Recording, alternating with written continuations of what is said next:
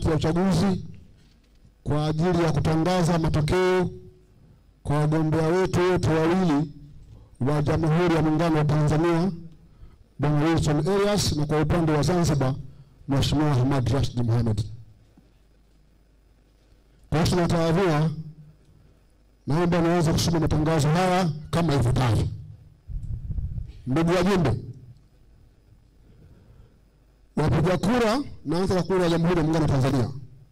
Wapiga kura walikuwa ni 152. Hawa ndio walikuwa wajumbe halali wanaostahili kupiga kura kwenye ukumbi wetu leo. Kura zilizopigwa ni 140. Naomba nieleweke vizuri. Idadi kamili ya wapiga kura wenye haki na waliostahili kupiga kura waliomo ukumbini ni 152. Lakini kura zilizopigwa zilikuwa ni 140. Kura zilizoharibika ni kura 5. Kura zisizopigwa, yani zilirudi zikiwa zikuandikwa chochote, ni kura 12. Jumla kura halali ni 135. Kura za hapana ni 0. Kwa matokeo haya sasa, mshindi wetu wa nafasi ya kugombea urais wa Jamhuri ya Muungano wa Tanzania ni Mheshimiwa Wilson Elias kwa kura 135 sawa na 88.8%.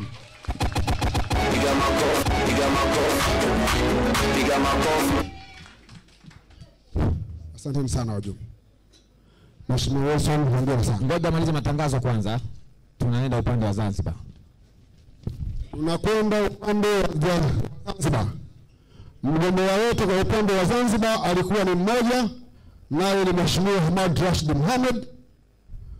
Idadi ya wajumbe waliostahili kupiga kura na walioko ukumbini ni 152. Kura zilizopigwa ni 140. Kura zisizopigwa ni 12 na kura zilizoharibika ni 2 tu. Kura halali jumla yake ni 138. Kura za hapana ni 0. Hivyo basi, Mheshimiwa Hamad Rashid ameshinda mchakato huu kwa kura 138 sawa na 90.8%. Makofi kwake. Piga makofi. Piga makofi.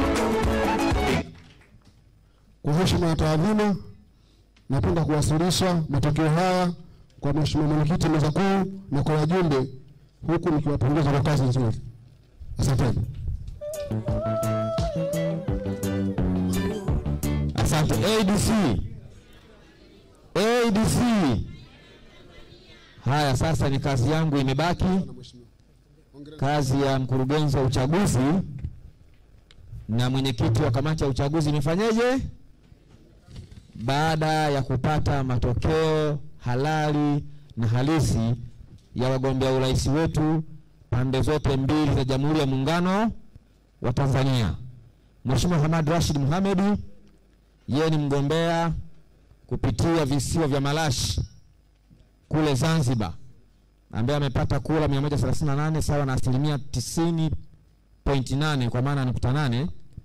Na mheshimiwa mgombea wa Jamhuri ya Muungano wa Tanzania Bwana Wilson Elias, yeye amepata kura 135 sawa na 88.8. Kwa hiyo hawa kwa leo ndio mkutano mkuu umewapa ridhaa ya kupeperusha bendera ya chama chetu. Sasa baada ya hayo, naomba nimuite mgombea kutoka Jamhuri ya Muungano wa Tanzania ndugu Wilson Elias